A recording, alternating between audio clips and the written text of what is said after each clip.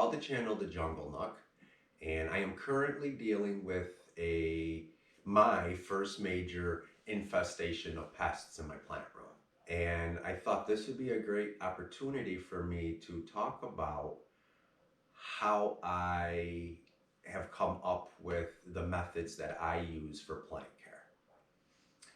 This is like what happens and what goes on here behind the scenes. Usually when I share information, I'm just showing you what I do and I explain why I'm doing what I'm doing. But usually I am doing my own research or looking up other people's research, really. And then I do my own experiments here.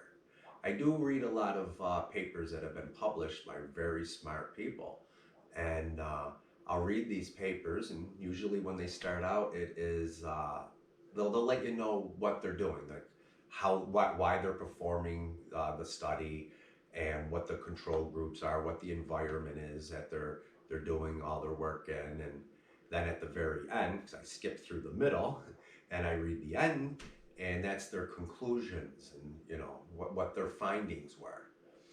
And usually, they're sourcing other information as well, and they'll provide where they're getting, their other information from, and they'll even let you know what other papers have been published. Can you see the stuff flying around? What's been published on the same topic or similar studies. And I'll read them, and then I'll take that information as well as, whatever experience I already have, and I'll do my own experiments. For an example, here's an example. And this is what has actually happened here over the last couple of years.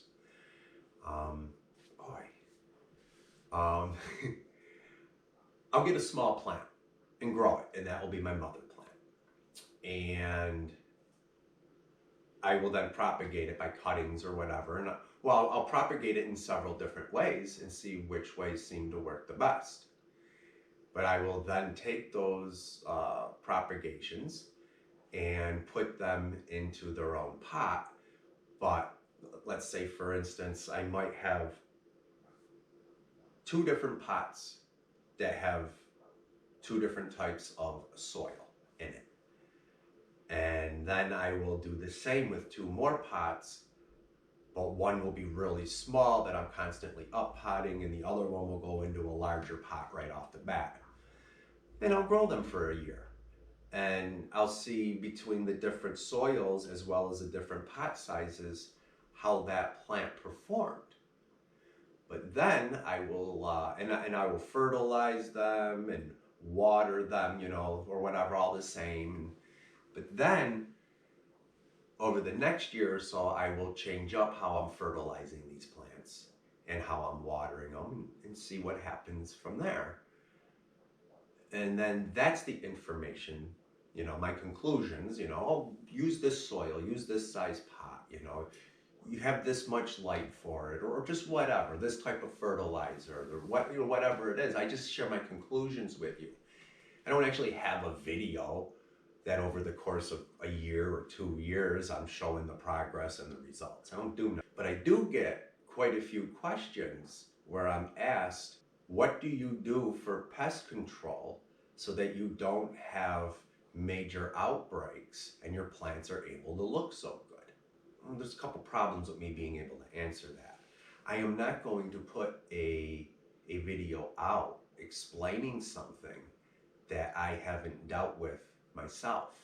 I'm not going to just look up some papers or watch some YouTube videos and then, use that information to put a video out to tell you what to do or not to do. I have to actually do it myself, which obviously I haven't really completed the experiment here because I finally have a major infestation, which I did not want. But to be honest, it was something in the back of my head that I knew was probably going to happen at some point, and I was going to be able to see if I was going to be able to deal with this infestation in an unorthodox manner, which is what I'm going to try to do now. In this video, I am going to give some information on spider mites and thrips, Those are the two insects I have the most experience with. But I'm also going to talk about insecticides, how insecticides work, because they do not all work the same, and what effects insecticides could possibly have on your plant. I am going to give some information about neem oil, which I have been conducting experimentations with for 2 years now. A lot of people really like neem oil. A lot of people do not like neem oil. I'm gonna break down what I've learned about neem oil, how neem oil works, how you can use neem oil that is in ways that are not how it is directed or recommended to use, or how it's marketed. Other uses for neem oil for your plants. So let's talk about spider mites first, I guess. Spider mites are not actually an insect, they're an arachnid. And they are super tiny. And they actually have like a little, I forget the names of all these things, but there's like a little needle for their mouth that they stick into the plant. Well, they are so small, and the thing that they use to feed with is so small that they actually are sucking out whatever's in the cell. They actually suck the fluids out of individual cells. And when they do that, that's why you will have tiny little dots on your leaves. You can see that. And they also do have a web. You'll see the webbing. When you see the webbing, you have an infestation. Especially because they like to have their webbing around the outside of the leaves, but they will also hang out under the leaves right at the stems and veins, on both the top and the bottom. Spider mites actually like to come out and be around in the daytime. They only need 2 weeks from the time the egg is laid on the plant. They lay their eggs on top of the leaf, or on the outside of the leaf actually. It could be on the bottom or the top or the stem, but it's on the outside of the plant is where they lay their eggs. And within just a matter of a couple of weeks, those babies are already laying more eggs. And insecticides, true insecticides, are not effective against them because they're not an insect. There are products you can buy. You know, you have to look it up yourself. I don't remember what they are, but there are products you can buy specifically for spider mites, for arachnids. Basically, those products, most of them are just drying them out. I don't use any of those products because most likely the only predator insects I have in my home are the spiders. All my windowsills in my 3 plant rooms have spiders in each corner. Each corner of my house, or in these rooms, there is resident spiders. Some of the plants have resident spiders. They're not huge or nothing, but they're there, and I want to keep them because I clean up after them. I see how many insects they're actually taking care of. Hi, Ollie. This is Ollie. This is my kitty. I also have thrips. Now, there are different types of thrips. Believe it or not, there are actually some thrips that eat mites. They'll eat spider mites and various types of mites. I don't know if that's the type I have, but I'm wondering if it is, because the only plants I found thrips on are the plants that have the most, where the infestation is the most intense. Those are the only ones I found the thrips on, but I don't know which type of thrip they actually were. Thrips are an insect, and insecticides are, useful against them. And they too will also, suck the juices right out of the leaves. Spider mites cause more damage on thin-leaved plants because their feeding apparatus is so small. They like the thinner tissued leaves. Both the thrips and mites can migrate from plant to plant. A adult thrips, they really can fly, but they don't fly far. Spider mites inflate their bodies and they float through the air. And having a lot of ventilation can help these things to move around. So those are the two insects that I have the most of. I've been dealing with them for quite a long time, but they've never been a problem because of my pest control. What I do for pest control keeps them under control.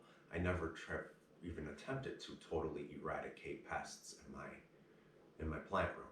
I have tried and have successfully eradicated pests on individual plants, but I have too many plants to really eradicate them completely everywhere. And they come in the house. They can get through your screen, come in on your clothing. Your kitty can bring them in, for your dog from outside. So I don't try to eradicate them completely. I just try to control them. My pest control is by having healthy plants to start with. I put a lot of focus and emphasis and resources and energy into providing my plants with what they need to be healthy. And a healthy plant is in a much better position to fight off these pests. Not all on their own, because in order for a plant to fight a pest off all on its own, it does fight the insects or molds and whatever directly, but they're also releasing pheromones, very specific pheromones for the whatever pest problem it's experiencing. Why are you biting me, bud? They release pheromones that are very specific to the pest they have, and they're bringing in insects that will specifically feed off of those insects or whatever it might be. And they provide those insects with a meal and also a place for them to have shelter and stuff. Okay, Ollie, I can't play right now. And are you even playing? Or are you mad? What are you doing? You don't want me on YouTube right now? Huh? Come on, you gotta go. You're not playing. You're mad at me. I'm not doing nothing. You gotta go. Holy cow, bud. Come here. You have to go. Boy. Okay, I'm back. I had to go clean the cat hairs off of me, and what the issue was, we have bad weather here right now, and I didn't have to go to work yesterday, which was great, or today, because I've been in here working on these plants. I never put any food in his dish today. He wasn't playing. He was a little upset with me. He's eating now. Okay, so let's talk about insecticides, how they work. When you buy a insecticide that's really effective, a lot of times it's actually multiple types of insecticide.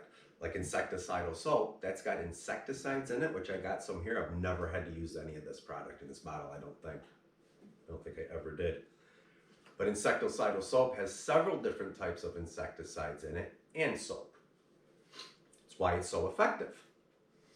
Certain insecticides are more effective against different types of insects, and they work in different ways too. And they're selling a product, so they want the product to be really effective.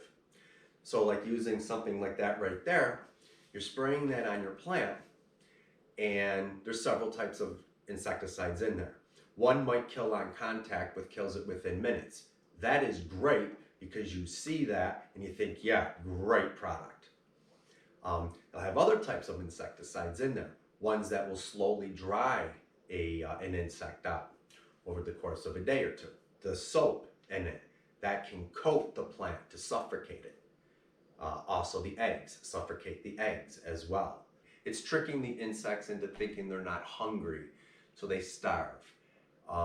It could be tricking them into thinking, it's not time to reproduce.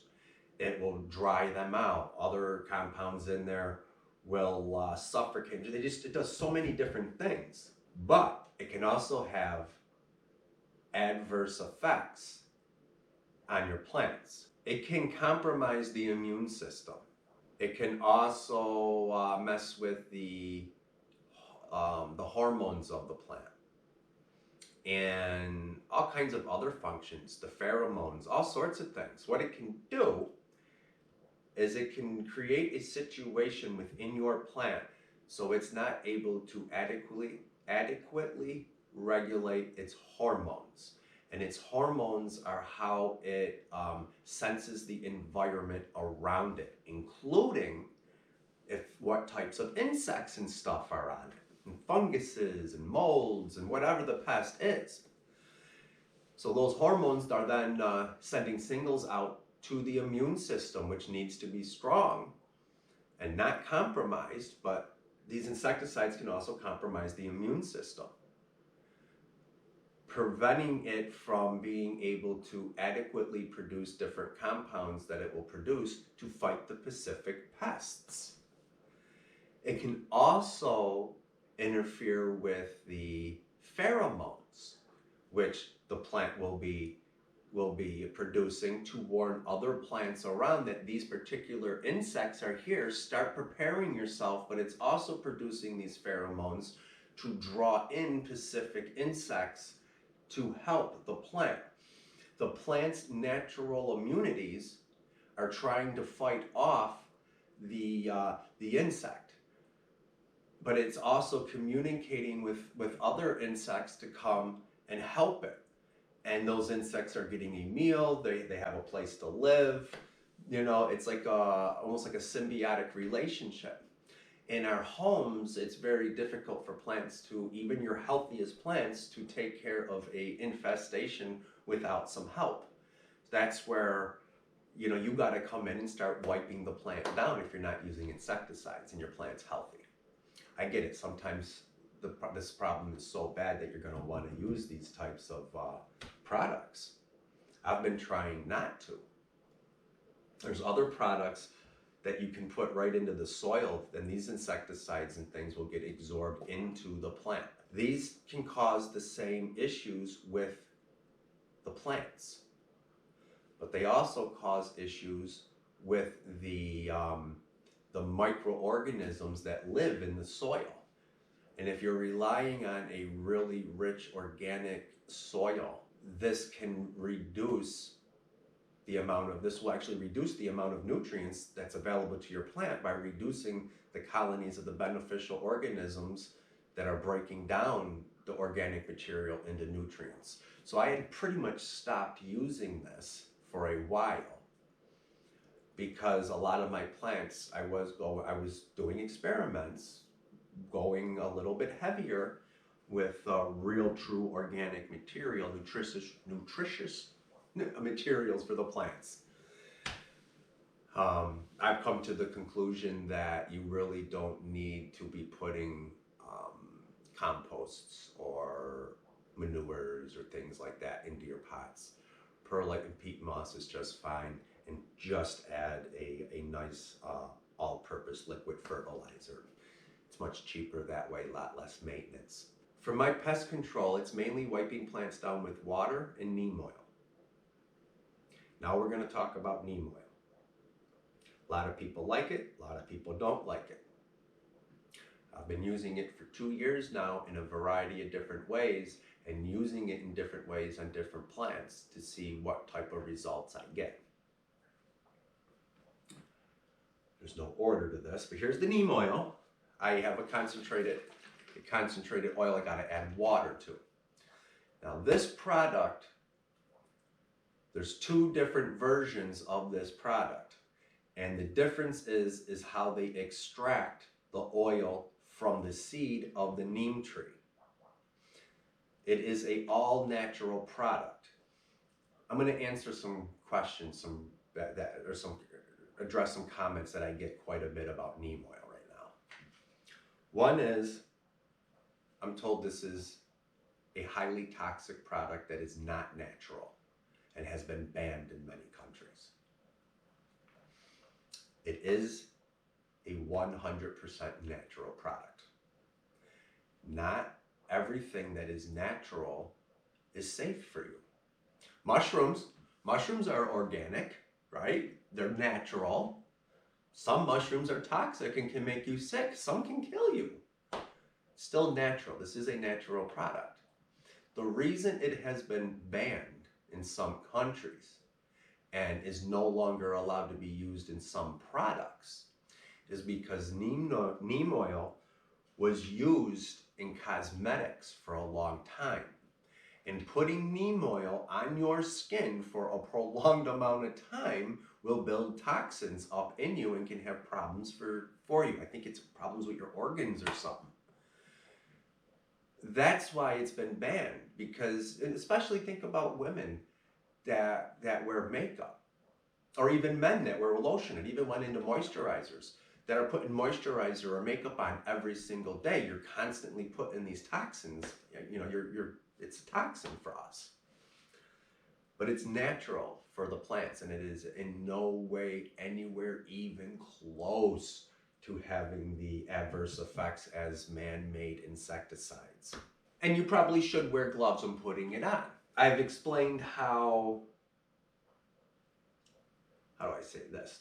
First, I should probably say everybody that leaves me these great comments about neem oil and about plant care, almost 99% of the time, you guys are, I agree with you 100% on the surface. I agree 100% on your advice to me for plant care, or why I should not use neem oil, or why I should or shouldn't be using other things, but everybody's situation is a little bit different. I use neem oil to condition my leaves to help with evaporation. My humidity is currently 36% in the house, but it has been dropping down to 28%. Those of you that know about humidity in houseplants, 28% is not really efficient for tropical houseplants. But anyway, I use my neem oil to clean my leaves and make them nice and shiny, and to condition them to help them from drying out. You know, I've gotten quite a few comments where people tell me that using this as an oil and you will suffocate your plants. It won't suffocate your plants if you use it as directed, which I believe they tell you not to use it. Don't, at least go 3 weeks between an application. I usually apply it once every 2 to 3 months. But also when I apply this, it's concentrated, and I dilute it even further than what is recommended. So I'm not worried about smothering my plants. If what I was doing was going to smother my plants, they would have died a year or two ago. Also, if you're putting this product onto leaves that are actively growing, you know, even after, for a lot of the plants, even after a leaf has opened, I have golden pothos leaves that last year, after they had grown for a year, were like this big, and the leaf's still there, and now the leaf's this big. The leaf's still growing, and if you're applying this in like summer or spring or maybe even fall, when the plant's actively growing the most, the plant's spreading out further, like not diluting, but I think you know what I'm trying to say. It's not, if you use it as directed, and especially if you don't use it as often as they say, and you dilute it even further, you can totally use this to shine your leaves and to help prevent evaporation and to help your plants not dry out. Also, because it is an oil, I have a lot of hard water here. Literally a drip of water, I mean referring to an actual drip that evaporates, will leave a spot on the leaf. If I don't have any neem oil on that leaf, it's harder for me to get that calcium buildup off. If it does have neem oil and I get a drip and it has calcium buildup, has a water spot, it wipes off real easy. As far as the humidity, I've been conversing back and forth in the comments with this one individual, giving me great advice. All the advice that this person's given me is totally accurate. on the it is, no, it is, it's totally accurate, you're totally right. But you haven't, I don't think you've watched much of my channel, or you totally did not watch certain videos because you recommended humidifiers. I cannot use humidifiers here. And you also recommended me watering my plants more. So a lot of people right now watching this video, hearing me say what you said, they're probably wondering how could he possibly water his plants more, considering I water my plants almost every day. Some of my plants have actually been watered. They could be watered multiple times in one day. I'm not going to get into that right now.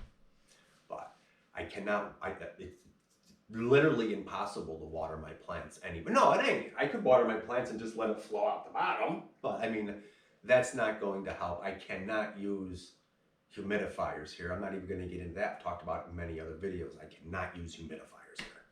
As far as the insect control, how it works, how this product works for insects, it does two things.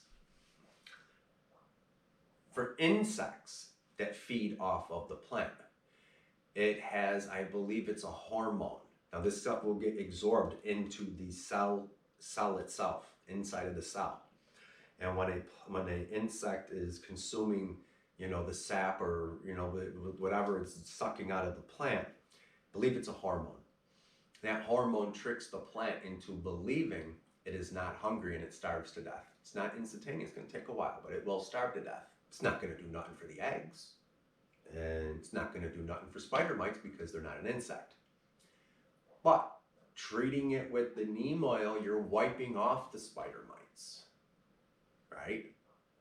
And you're coating the plant in an oil. So any eggs that did not get wiped off, and maybe some of the spider mites themselves, while this product's drying, they're getting coated in the oil, which that is suffocating them and their eggs. The thrips, the insecticide, it's not even really an insecticide, it is a hormone.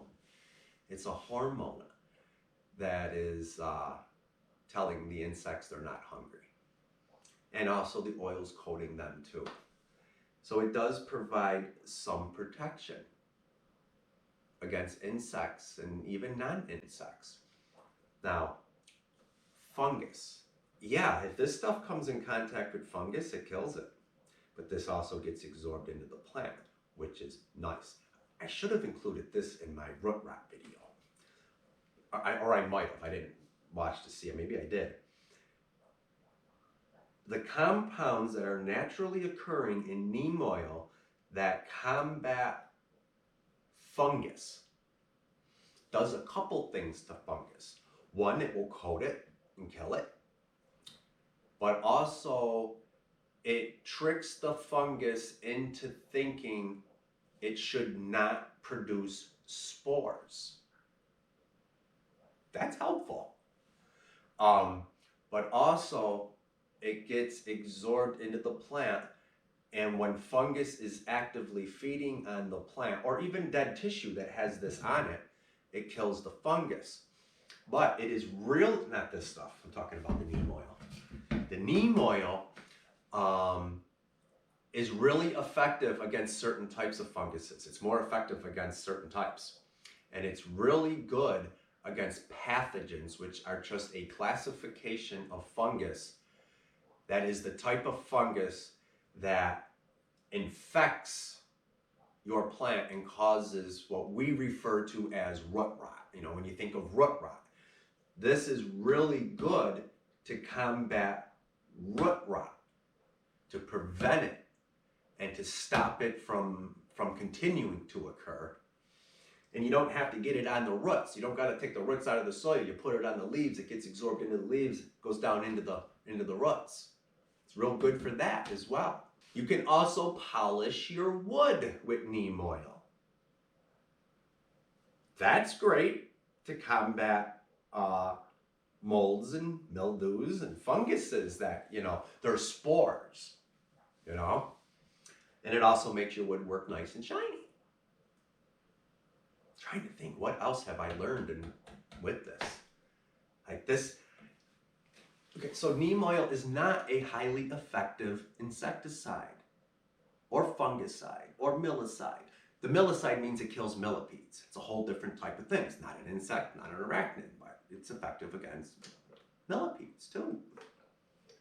Helps to prevent your plants from drying out. It helps to keep them moist, keeps them shiny, makes it easy to clean them after they've already been treated. If you're just polishing your leaves, you might be removing insects that you don't see. But it is never going to be as effective as an insecticidal soap or even these other products that you put into the soil that get absorbed into the plants, but it doesn't have as many side effects. It's gonna do me no good to use an insecticidal soap on my plant. I spent so much time and energy and resources having my plants be healthy so they can fight off a problem. Now they have a problem. Well, now's not the time to toxify my plants and affect their ability to regulate their hormones, produce pheromones, regulate their immune system, and produce all these different compounds.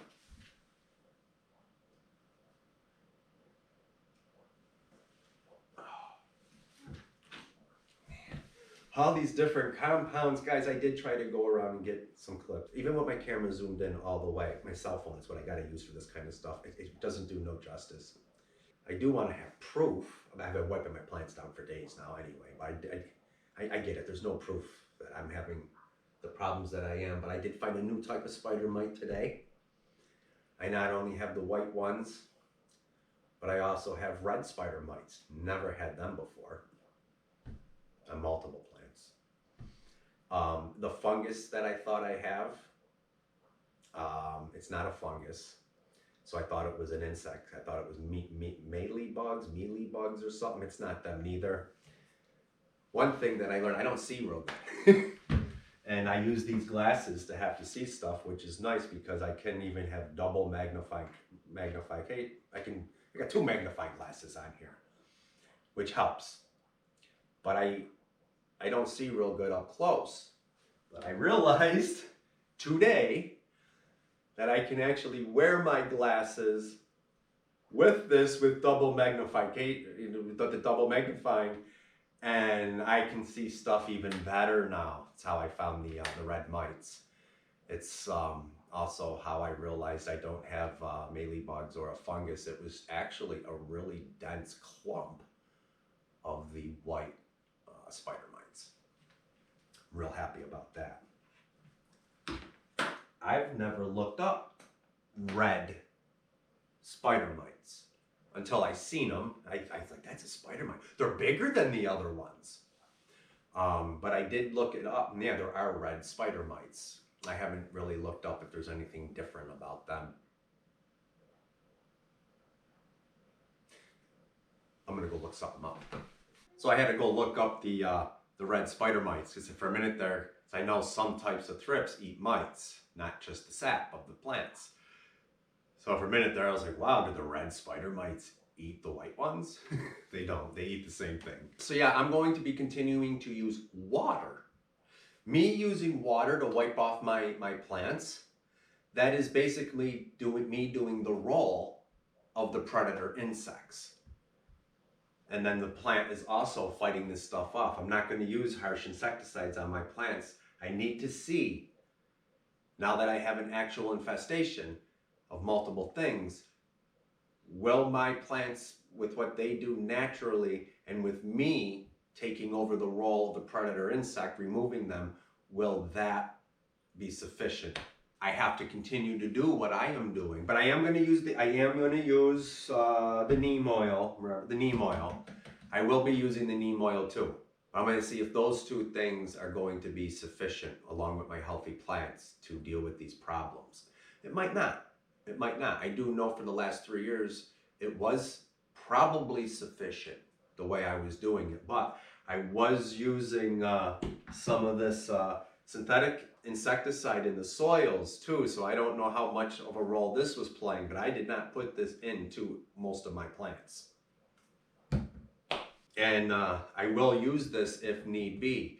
It's an experiment. I am going to see what I can do over the next, I got to give it at least 3 weeks because of the spider mites and thrips. I'm not even sure what the life cycle is for the thrip as far as how long it goes from egg to hatching and feeding.